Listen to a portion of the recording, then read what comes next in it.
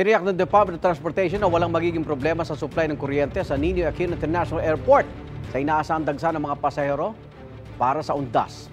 Ininspeksyon ni Acting DOTR Secretary Giovanni Lopez ang Air Traffic Management Center ng Civil Aviation Authority of the Philippines. Pinalalahanan ng kalihim ang CAAP na gawin ang nararapat na repair at upgrade sa ATMC. Hindi raw dapat maulit ang technical glitch na naranasan sa NAIA noong January 1, 2023 kung kailan libo-libong pasahero ang naapektuhan. Samantala, sinimulan ng paglilinis at pag-aayos sa puntod o musuleyo sa mga sementeryo sa Takurong, Sultan Kudarat. May information booth ang lokal na pamahalaan sa sementeryo para matulungan ang mga dadalaw. Magsasagawa na rin ng cleaning operation sa mga katabing kalsada. Igan, mauna ka sa mga balita, mag-subscribe na sa GMA Integrated News sa YouTube para sa iba't ibang ulat sa ating bansa.